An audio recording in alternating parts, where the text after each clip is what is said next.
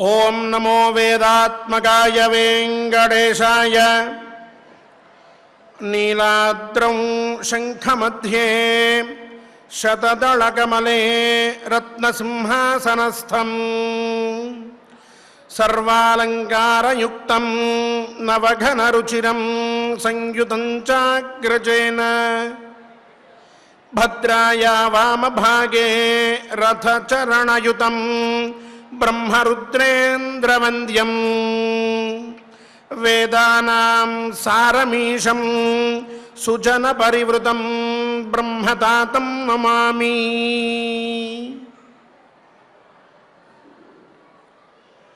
అఖిలాండకోటి బ్రహ్మాండ నాయకుడైన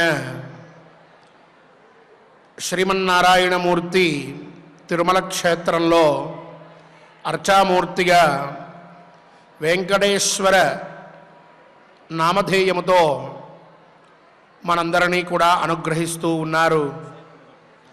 బ్రహ్మరుద్రేంద్రవద్యం వేదానాం సారమీశం బ్రహ్మతాతం అంటూ చక్కగా బ్రహ్మ రుద్ర ఇంద్రాది దేవతలందరితో కూడా నమస్కరింపబడేవాడు. వేదానాం సారమీశం అన్నప్పుడు వేదో వేద విదవ్యంగో వేదాంగో వేదవిత్ కవి అని విష్ణు సహస్రనామ స్తోత్రంలో చెప్పినట్లుగా వేదస్వరూపుడు, వేద సారభూతుడు, సకల ఐశ్వర్య ప్రదాయకుడు, సర్వశాస్త్ర స్వరూపుడు, ఈశుడు, పైగా బ్రహ్మదేవుడికి తండ్రి అయినటువంటి ఆ నారాయణస్వామి మనందరి ఈతి బాధలని తీర్చడం కోసం ఈ క్షేత్రంలో ఇలా విరాజులుతూ ఉన్నారు. వారి యొక్క గుణ గణములు ఈ శ్లోకమునందు చాలా విశేషంగా పేర్కొనబడ్డాయి.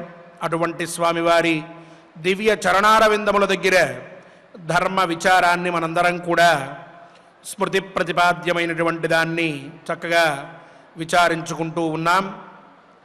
అటువంటి ధర్మ విచార సరణిలో మనందరం కూడా పునీతులం అవ్వాలి అని చెప్పి స్వామివారిని కోరుకుంటూ సత్సంకల్పం చేసుకుందాం. దేవదేవుని ఆశీస్సులని పొందుదాం. విఘ్నేశ్వర ధ్యానం. నమస్తే గణనాథాయ గణానాం పతయే నమః. భక్తి ప్రియాయ దేవేశ భక్తేభ్యః సుఖదాయక. శ్రీనివాస ధ్యానం అనంత వేద సంవేద్యం నిర్దోషం గుణసాగరం అతీంద్రియం నిత్యముక్తం శ్రీనివాసం భజే నిశం. శ్రీకృష్ణ ధ్యానం వందే నవఘనశ్యామం పీతకౌశేయవాససం సానందం సుందరం శుద్ధం శ్రీకృష్ణం ప్రకృతేః పరం. వ్యాసధ్యానం వేదవ్యాసం స్వాత్మరూపం సత్యసంధం పరాయణం శాంతం జితేంద్రియక్రోధం సశిష్యం ప్రణమామ్యహం. అథ సంకల్పః. శ్రీమదాదివరాహ క్షేత్రే విరాజమానస్య జగద్రక్షణార్థమవతీర్ణస్య శ్రీమదఖిలాండకోటి బ్రహ్మాండ నాయకస్య శ్రీ వెంకటేశ్వర స్వామినః పరిపూర్ణానుగ్రహేణ సర్వేషాం భక్తజనానాం ఆదివ్యాధినివృత్తి ద్వారా ఆయురారోగ్యైశ్వర్యాభివృద్ధ్యర్థం సర్వారిష్ట నివృత్తి ద్వారా సకల శ్రేయోభివృద్ధ్యర్థం ధర్మార్థ కామ మోక్షాఖ్య చతుర్విధ పురుషార్థ సిద్ధ్యర్థం సమస్త పాపక్షయార్థం శ్రీ పరమేశ్వర ప్రీత్యర్థం శ్రీమన్మహాభారతే వనపర్వణి యథాశక్తి 31ోऽధ్యాయాంతర్గత శ్లోకపారాయణం आचार्यमुखेन करिष्यामहे। श्रीकृष्ण परब्रह्मणे नमः।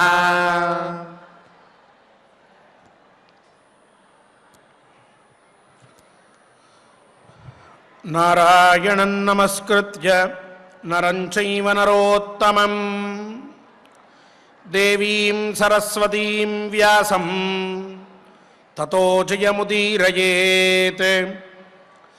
तपश्च ब्रह्मचर्यञ्च यज्ञस्वाध्याय एव च दानमार्जवमेतानि यदि स्युरफलानि वै नाचरिष्यन् परे धर्मं परे परतरे च ये विप्रलम्भोऽयमत्यन्तं यदि स्युरफलाः क्रियाः ऋषयश्चैव देवाश्च गन्धर्वासुरराक्षसाः ईश्वराः कस्य हेतोस्ते चरेयुर्धर्ममादृताः।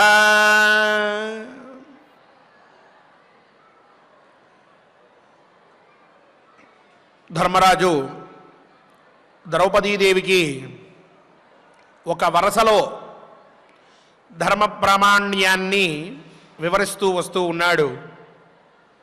అందులో మొదటిగా శృతివాక్యములని అన్నిటినీ కూడా మేళవించి చక్కగా మొదట్లో ధర్మం చాలా గొప్పది అంటూ ధర్మానికి ఫలం లేకపోయినా ధర్మాన్ని ఆచరించాల్సిందే, ధర్మానికి ఫలం ఉంటుంది అన్న భావనతో చేయవద్దు, ధర్మంతో వ్యాపారం చేయవద్దు, ఈ ఫలితం ఉంటేనే ధర్మాన్ని ఆచరించాలి అని పెట్టుకోవద్దు అని ఇలాంటి మాటలన్నీ కూడా చెప్పి అవి సాక్షాత్తు శృతి ప్రతిపాద్యములైనటువంటి ధర్మాలు విషయాలు అవన్నీ కూడా చెప్పాడు.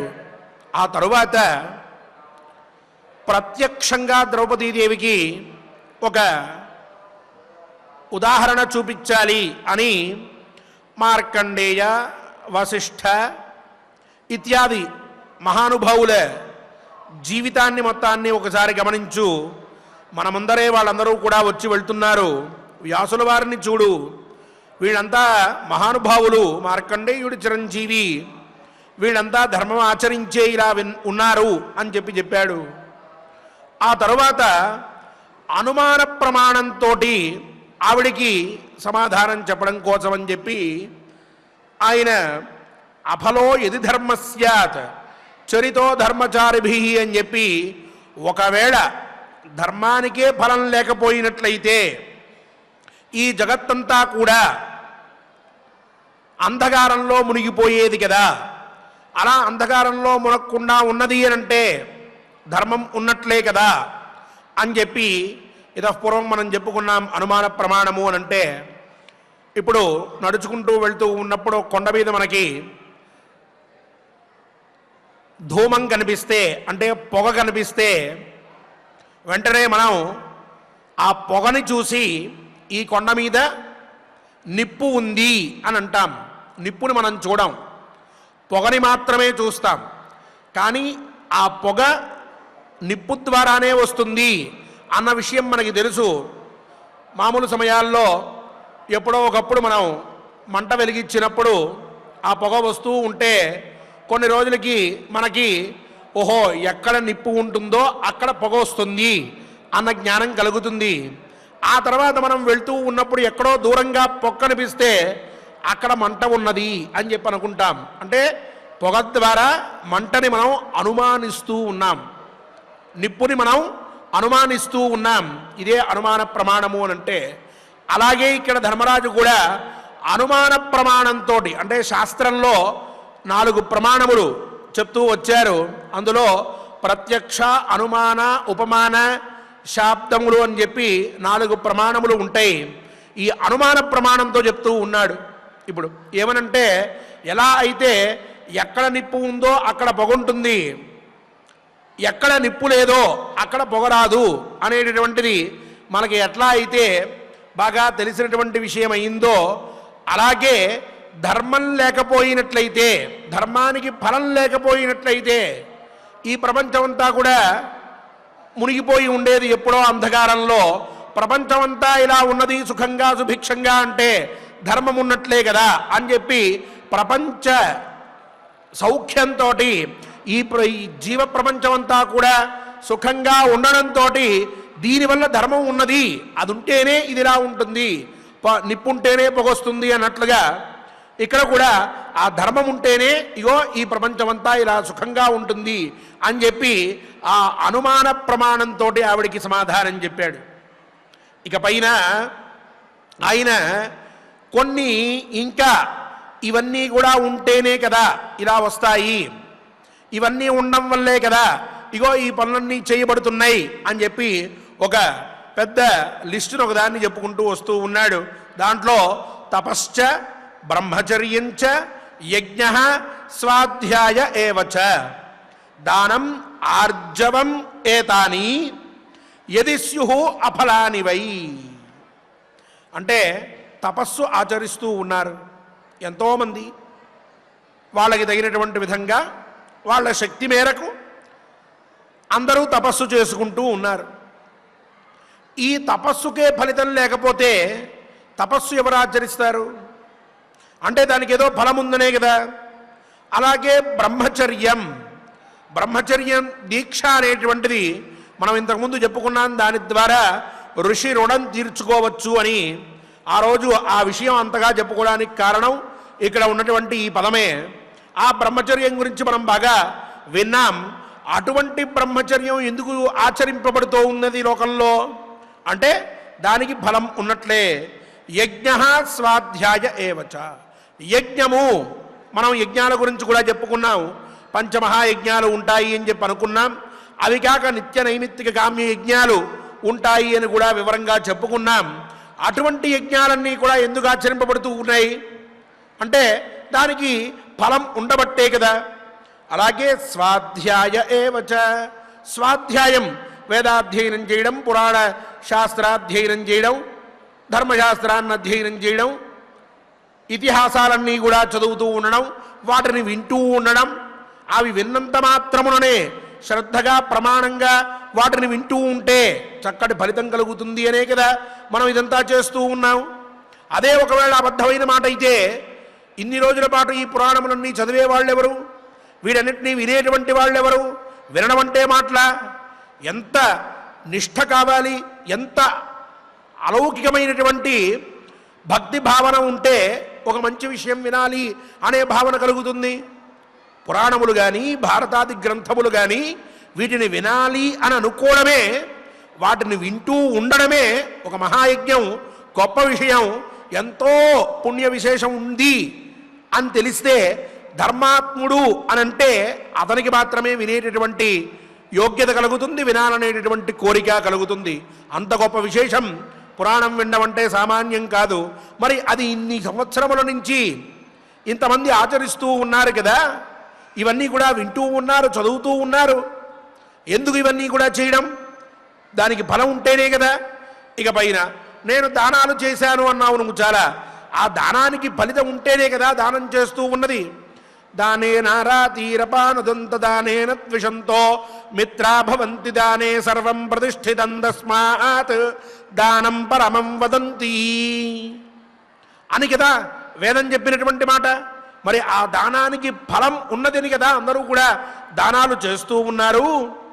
ఇక పైన ఆర్జవం రుజు ప్రవర్తన, చక్కటి ప్రవర్తన, ఏ విషయంలోనైనా సరే స్పష్టంగా ఉండడం, అరమరికలు లేకుండా ఉండడం, స్వచ్ఛమైనటువంటి మనసుతో ప్రవర్తించడం. ఇది ఈ నియమాన్ని కొంతమంది పెట్టుకుని జీవిస్తూ ఉన్నారు లోకంలో. ఎందుకు జీవిస్తున్నారు వాళ్ళు? అలా ఉంటే ఒక ఫలితం కలుగుతుందన్నటువంటి ఉద్దేశ్యంతో కదా ఇవన్నీ కూడా ఇలా ఆచరింపబడుతూ ఉన్నాయి ఎంతోమందితో. ఇవి ఒకవేళ ఫలాన్ని ఇచ్చేవి కాకపోతే ఈ పనులన్నిటికీ కూడా తపస్సుకి, బ్రహ్మచర్యానికి, యజ్ఞానికి, స్వాధ్యాయానికి, దానానికి, రుజు ప్రవర్తనకి వీటికి ఫలమే లేదు అని అనేటట్లయితే ఇక మహానుభావులైనటువంటి వాళ్ళందరూ కూడా వీటిని ఎందుకు ఆచరిస్తూ ఉంటారు? వాళ్ళెవరూ కూడా ఆచరించేటువంటి వాళ్ళు కాదు. పైగా విప్రలంభోయమత్యంతం యది స్యుః అఫలాః క్రియాః అంటున్నాడు ధర్మరాజు. విప్రలంభము అంటే వంచన అని అర్థం. ఈ ధర్మాన్ని ఆచరించడం అనేటటువంటిది అది వంచనలాగా అవుతుంది తప్ప ఇది నిజం కాదు కదా. కానీ అట్లా లేకుండా ఇంతమంది ఇవన్నీ చేస్తూ ఉంటే వాటన్నిటికీ కూడా ఫలాలు దక్కుతూనే ఉన్నాయి. యది స్యుః అఫలాః క్రియాః, ఒకవేళ ఇవన్నీ కూడా ఫలాలు ఇవ్వగలిగేటటువంటివి కాకపోతే, తపస్సు చేస్తే ఏ ఫలితం కలగలా, బ్రహ్మచర్యంగా ఉన్నా ఏ ఫలం కలగలేదు, అధ్యయనం చేసినా ఏ ఫలం కలగలేదు, పురాణాలు వింటూ ఉన్నా ఏ ఫలం కలగలేదు, మంచి విషయాలు వింటూ ఉన్నా ఏ ఫలితం రాలేదు, దానం చేస్తే పుణ్యం కలగలేదు, రుజు ప్రవర్తనతోటి మంచిగా ఉంటే ఏ ఫలితం రాలేదు అని ఒకవేళ అనుకున్నట్లయితే అప్పుడు ఇదంతా వంచనే అవుతుందే. కానీ ఇవన్నీ అలా కాలేదు. మహానుభావులైనటువంటి వాళ్ళందరూ ఆచరించి వీడి ఫలితాలన్నింటినీ పొందారు అంటే ఇవన్నీ కూడా సఫలములు తప్ప నిష్ఫలములు కాదు. ఒకవేళ ఇవి నిష్ఫలములే అయినట్లయితే ఋషయశ్చైవ దేవాశ్చ గంధర్వ ఆసుర రాక్షసాః అసుర రాక్షసాః ఈశ్వరాః కస్య హేతోస్తే చరేయుః ధర్మమాదృతాః అంటూ ఉన్నాడు. ఋషులు, దేవతలు, గంధర్వులు, అసురులు, రాక్షసులు, ఇక పైన మహానుభావులైనటువంటి వాళ్ళు, ఈశ్వరులు అంటే కొన్ని విశిష్టమైనటువంటి శక్తులు ఉన్నటువంటి వారు, వీళ్ళందరూ కూడా ఈ ధర్మాన్ని ఆదరంగా చరేయుః ధర్మం ఆదృతాః చాలా నిష్ఠతోటి, భక్తిభావనతోటి, దాని యందు విశ్వాసంతో, ప్రమాణమైనటువంటి బుద్ధితోటి వాళ్ళు ఈ ధర్మాన్ని ఆచరిస్తున్నారే. నువ్వేమో ధర్మం నిష్ఫలం అంటూ ఉన్నావు. ఇన్ని పనులున్నాయి, ఇంతమంది చేస్తూ ఉన్నారు, ఇప్పటికీ చేస్తూ ఉన్నారు, ఎప్పటి నుంచో చేసుకుంటూనే వస్తూ ఉన్నారు. ఈరోజు కొత్తగా మనం మొదలుపెట్టింది కాదు కదా. కాబట్టి ఇవన్నీ కూడా నిష్ఫలములు అని అన్నావనుకో, ఇప్పుడు మళ్ళీ అనుమాన ప్రమాణంగానే మాట్లాడుతున్నాడు ధర్మరాజు. నిప్పు లేకపోతే పొగరాదన్నట్లుగా వీళ్ళందరూ ఫలితం లేకపోతే చేసేవాళ్ళు కాదు కదా. ఫలితం ఉన్నది కాబట్టే వీళ్ళు చేస్తూ వచ్చారు, ఆ తర్వాత వాళ్ళు చేస్తూ వచ్చారు, ఇప్పటికీ ఎంతోమంది ఆచరిస్తూ ఉన్నారు. కావున ఫలదం త్విహ విజ్ఞాయ దాతారం శ్రేయసి ధ్రువం ధర్మంతే వ్యచరన్ కృష్ణే తద్ధి శ్రేయస్ సనాతనం. ద్రౌపది, ధర్మ ఫలాల్ని ఇచ్చేటటువంటి వాడు ఈశ్వరుడే. ఫలదం దాతారం విజ్ఞాయ ఫలం దదాతీతి ఫలదః అని ఫలాన్ని ఇచ్చేటటువంటి వాడిని ఫలదుడు అంటారు. ఆ ఫలాన్ని ఇచ్చేటటువంటి వాడు ఈశ్వరుడు అని చెప్పి తెలుసుకున్నటువంటి వారై ధర్మాన్ని అందరూ కూడా ఆచరిస్తూ వస్తూ ఉన్నారు. ఋషులు కానీ మిగతా వాళ్ళు కానీ ఎవరైనా సరే ధర్మాన్ని పరమాత్మ మనకు అందజేస్తాడు, మనం ధర్మంగా ఉందాము, ఇదే వాళ్ళ ఉద్దేశ్యం తప్ప ఈ ధర్మం చేస్తే ఇంత ఫలితమా అంత ఫలితమా, అంత వచ్చేయాలి ఇంత కలిగేయాలి ఇలాంటివేవీ లేవు. అలా అని ధర్మం చేస్తే ఫలితం ఏమీ లేదు అని కూడా లేదు. ధర్మం చేయాలి, అది మన కర్తవ్యత. ధర్మం చేస్తే ఫలితం పరమాత్మ మనకి తప్పగా అందజేస్తాడు అనేటటువంటి భావనతోటి మహానుభావులందరూ కూడా ధర్మాన్ని ఆచరించి ధర్మం మీద విశ్వాసంతో ఉన్నారు. కాబట్టి తద్ధి శ్రేయస్ సనాతనం, ఈ ధర్మము సనాతనమైనటువంటిది, చాలా గొప్పది. ఈనాటిది కాదు, ప్రాచీనమైనటువంటిది. నీతోనో నాతోనో ఆరంభం అవ్వలేదు. నువ్వు చెప్తేనో ఇంకొకడు చెప్తేనో ఈ ధర్మం ఆగిపోదు. ఎవ్వరూ దాన్ని ఆపలేరు, ఎవ్వరూ కూడా దాన్ని మొదలుపెట్టేటువంటి వాళ్ళు కాదు. సనాతనంగా వస్తూ ఉన్నది, ఎల్లప్పటి నుంచో ఇది ఉంటూనే ఉన్నది. అతి ప్రాచీనమైనటువంటిది. అందుకే దానికి అంత వైభోగం, అందుకే దానికి అంత విలువ, అందుకే దానికి అంత గొప్పతనం, అందుకే దాని మీద అందరికీ విశ్వాసం, అందుకే దానికోసం ప్రాణాలు అర్పించడానికి కూడా వెనుకాడలేదు మహానుభావులైనటువంటి వారు. అందుకే ఈనాటికి కూడా మన చేత స్మరింపబడుతోంది. అటువంటి దాన్నే సనాతనం అంటారు. నిన్న మొదలయ్యి రేపు విడిపోయినటువంటిది కాదు. నీకు పూర్వం, నీకు తర్వాత అని చెప్పుకుంటున్నావు అని అంటే నువ్వు మధ్యలో మొదలయ్యావు అని అర్థం. నీకంటే ముందు ఇంకోటి ఏదో ఉంది అని అంటే నువ్వు ఎప్పుడు వచ్చినట్లు, దాని తర్వాత వచ్చినట్లు. అంటే అర్థమేమిటి? నీకంటే ముందర చాలా చరిత్ర జరిగింది, ఇక్కడ చాలా ఉన్నది. ఇక్కడ నువ్వేం కొత్తగా పుట్టుకుని రాలా. నీ ముందర సంగతి ఏమిటి? నీ దగ్గర నుంచి మొదలైంది అని అనుకుంటే అమాయకత్వం, అయోమయత్వం. దీనికంటే ముందరే ఎప్పుడో ఈ ధర్మం అంతా మొదలైతే దీని నుంచి బయటకెళ్ళి భ్రష్టుబట్టి ఇంకో దాన్ని వెతుక్కొని నాది గొప్పది అని చెప్పి ప్రచారం చేసుకోవలసినటువంటి స్థితి నీకు వచ్చిందని నువ్వు ఎరుగు. సనాతన ధర్మం మటుకు అలాంటిది కాదు, ఎల్లప్పటికీ ఒకే విధంగా ఉంటుంది. ధర్మం యొక్క స్వరూపం ఎప్పటికీ మారేది కాదు, ఏనాటికి అది మారదు. అటువంటి దాన్ని సనాతన ధర్మం అంటారు. అదే చెప్తున్నాడు ధర్మరాజు.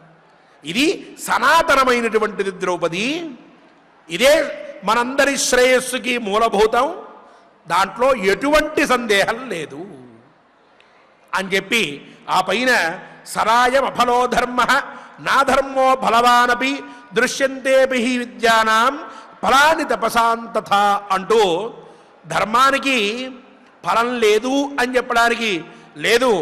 అలాగే అధర్మం కూడా నిష్ఫలమైంది కాదు. ధర్మానికి ఫలితం ఉంది, అధర్మానికి ఫలితం ఉండనే ఉన్నది, రెండిటికీ ఉన్నది. అది చేస్తే ఉత్కృష్టమైనటువంటి స్థితి, ఇది చేస్తే నీచమైనటువంటి స్థితి అంటూ చెప్తూ వెంటనే ద్రౌపదీదేవి యొక్క జన్మ వృత్తాంతాన్ని ఆవిడికి గుర్తు చేస్తూ ఉన్నాడు. నువ్వెలా పుట్టావో, నీ తమ్ముడు, నీ సోదరుడు ఏ విధంగా పుట్టాడో ఈ రెండూ కూడా ఒక్కసారి ఆలోచించుకో అని చెప్పి అంటూ ఉన్నాడు. చాలా దీర్ఘమైనటువంటి ప్రస్తావన ఆ విషయంలో చేయాలి.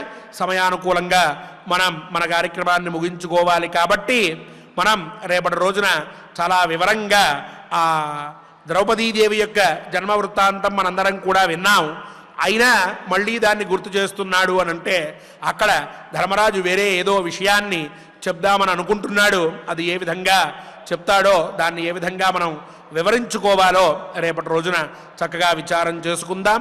ఈ శ్లోకములని ఆచార్య ముఖంగా పఠించి ధర్మ పోషకుడైనటువంటి శ్రీనివాస ప్రభు యొక్క అనుగ్రహాన్ని పొందుదాం. ఓం నమో వెంకటేశాయ. ఓం నమో వెంకటేశాయ. ఆచార ప్రభవో ధర్మ ధర్మస్య ప్రభురచ్యుత అని మనం వింటూనే ఉన్నాం, నిత్యము కూడా పారాయణం చేసుకుంటూ ఉంటాం. ఆచార ప్రభవో ధర్మ, మన పెద్దలు ఏదైతే సనాతన ధర్మాన్ని అతిక్రమించకుండా నిత్య జీవనంలో పెట్టుకుంటూ ఉంటారో ఆ ఆచారములన్నిటికీ కూడా, కర్మలన్నిటికీ కూడా ప్రభువు ఎవరయ్యా అనంటే ధర్మమట. ధర్మస్య ప్రభురచ్యుత. మరి అట్టి ధర్మమునకు ప్రభువు ఎవరు అనంటే అచ్యుత, అంటే సాక్షాత్తు ఆ శ్రీ మహావిష్ణువు అని దాని యొక్క తాత్పర్యం. ధర్మస్య ప్రభురచ్యుత. మరి అచ్యుత అనంటే అర్థం ఏమిటి అనంటే నాశనం కానటువంటిది ఏదైతే ఉందో దానికి అచ్యుత అని పేరు. నచ్యుత నచ్యవతే నచవిష్యత, అంటే భూత భవిష్యత్ వర్తమాన కాలముల యందు ఎప్పుడూ కూడా నాశనం లేనటువంటి పదార్థం ఏదైనా ఉంది అని అంటే అది సాక్షాత్తు ఆ శ్రీ మహావిష్ణువే, ఆ అచ్యుత శబ్దానికే అని దాని యొక్క తాత్పర్యం. ఆయన ఉన్నంత వరకు కూడా ఈ ధర్మానికి ఎటువంటి భంగము కూడా కలగదు. మనమేదో అనుకుంటాం, దీన్నేదో మార్చేద్దాము, చేసేద్దాము, వీరేదో మూఢంగా ప్రవర్తిస్తున్నారు అనేటటువంటి స్థితి మనకు కలగచ్చుగాక. అది కేవలము అజ్ఞానం మాత్రమే. దీనిని నాశనం చేయాలి అని అంటే కేవలము మన చక్షువులు, అంటే సామాన్యమైనటువంటి కళ్ళకు కనిపించినటువంటి శక్తి ఏదైతే ఉందో ఫస్ట్ అది నాశనమైతే తప్ప ఇది నాశనం కాదు. అది ఎలాగో నాశనం కాదు, అదే చెబుతున్నారు అచ్యుత శబ్దంతో. ఎప్పుడూ కూడా భూత భవిష్యత్ వర్తమాన కాలముల యందు నాశనం కానటువంటి పదార్థం ఎవరైనా ఉన్నారు అని అంటే అది సాక్షాత్తు శ్రీ మహావిష్ణువే, అచ్యుతుడే. ఆయన ఉన్నంత వరకు కూడా ధర్మానికి ఎటువంటి భంగము కలగదు అని అనేక విశేషాలను మనం తెలుసుకుంటూ ఉన్నాం. అంతటి మహత్తరమైనటువంటి ధర్మ సంబంధమైనటువంటి విషయాలను మనం ఆచార్యుల వారి ద్వారా చక్కగా మనం తెలుసుకున్నాం. ఇక మహాభారత అంతర్గత వనపర్వంలో 31వ అధ్యాయంలో 28వ శ్లోకం నుండి 27వ శ్లోకం నుండి మనం చక్కగా పారాయణం చేసుకుందాం. స్వామివారి యొక్క అనుగ్రహాన్ని పొందుదాం. తపశ్చ బ్రహ్మచర్యం చ యజ్ఞస్వాధ్యాయ ఏవ చ దానమార్జవమేతాని యది స్యురఫలాని వై నాచరిష్యన్ పరే ధర్మం పరే పరతరే చగే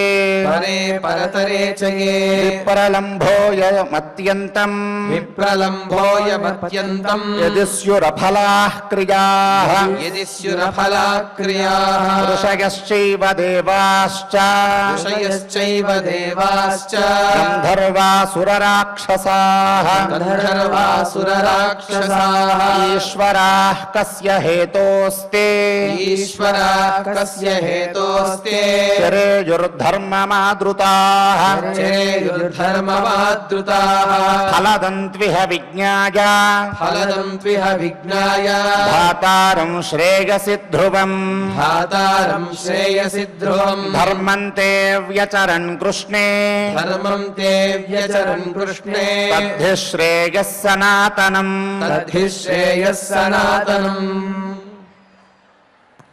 ఓం నమో వెంకటేశాయ. ఎం రవిచంద్ర గారు మరియు ఇతర అన్నమాచార్య ప్రైవేట్ కళాకారులతో కలిసి గోవిందుని నామ సంకీర్తనం చేద్దాం. భక్తి యొక్క పరమ అవస్థ ఏదైతే ఉన్నదో దాన్ని మనందరం కూడా అందుకునే ప్రయత్నం చేద్దాం. ఓం నమో వెంకటేశాయ.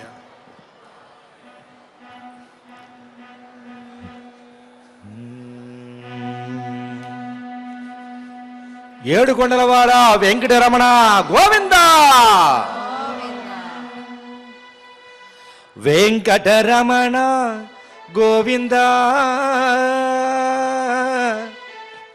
సంకటహరణ గోవింద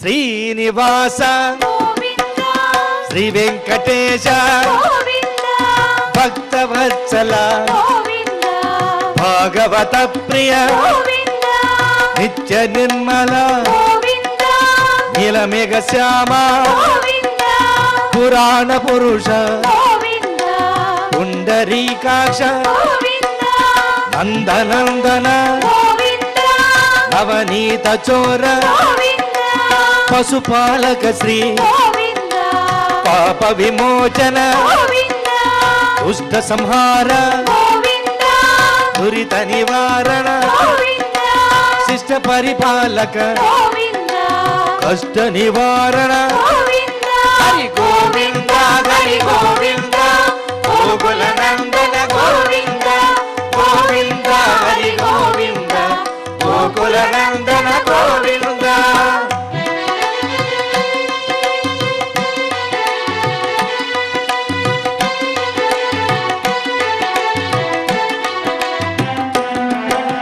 వజ్రమకుటధర వరాహమూర్తి గోపీ జనలోల గోవర్ధనోద్ధార దశరథ నందన దశముఖ మద్దన పక్షి వాహన పాండవ ప్రియ మత్స్య కూర్మ మధుసూదన హరి వరాహ నరసింహ వామన భృగురామ బలరామానుజ బౌద్ధ కల్కిధర వేణుగాన ప్రియ వెంకటరమణ హరి గోవింద హరి గోవింద గోకుల నందన గోవింద గోవింద హరి గోవింద గోకుల నందన గోవింద.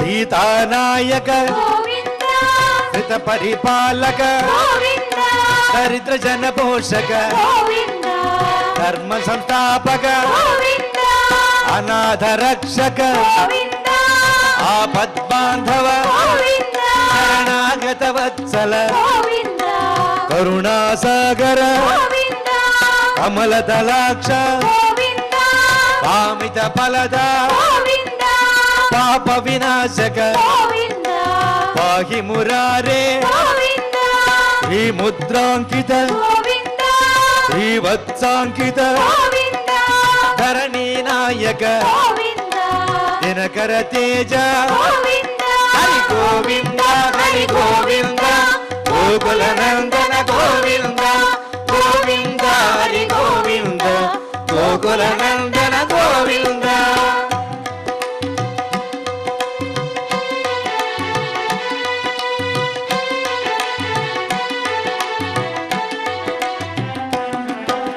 పద్మావతి ప్రియ గోవింద ప్రసన్నమూర్తి గోవింద అభయహస్త గోవింద అక్షయ వరద గోవింద శంఖ చక్రధర గోవింద సాంగ గదాధర గోవింద విరజాతిరస్త గోవింద విరోధి మర్దన గోవింద సాల గ్రామధర గోవింద సహస్రనామ గోవింద లక్ష్మీ వల్లభ గోవింద లక్ష్మణాగ్రజ గోవింద కస్తూరి తిలక గోవింద కాంచనాంబరధర గోవింద గరుడ వాహన గోవింద గజరాజ రక్షక గోవింద హరి గోవింద హరి గోవింద గోకుల నందన గోవింద గోవింద హరి గోవింద గోకుల నందన గోవింద.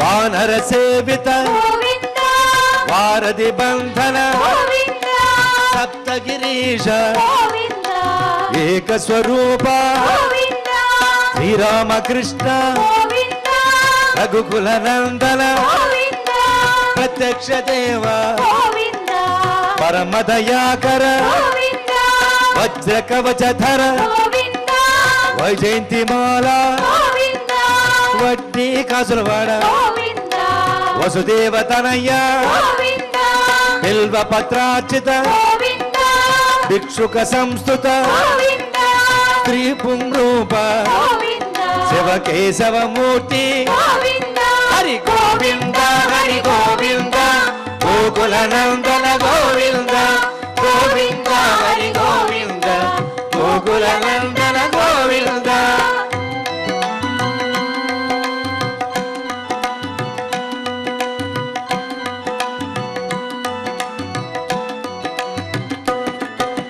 బ్రహ్మాండ రూప గోవింద భక్త రక్షక గోవింద నిత్య కళ్యాణ గోవింద ధీరజనాభ గోవింద అధీరామ ప్రియ గోవింద హరి సర్వోత్తమ గోవింద జనార్దన మూర్తి గోవింద జగత్సాక్షి రూప గోవింద అభిషేక ప్రియ గోవింద ఆపన్నివారణ గోవింద రత్నగిరీట గోవింద రామానుజనుత గోవింద స్వయం ప్రకాశ గోవింద ఆశ్రిత పక్ష గోవింద రత్నగిరీట గోవింద నిఖిల లోకేశ గోవింద హరి గోవింద హరి గోవింద గోకుల నందన గోవింద గోవింద హరి గోవింద గోకుల నందన గోవింద.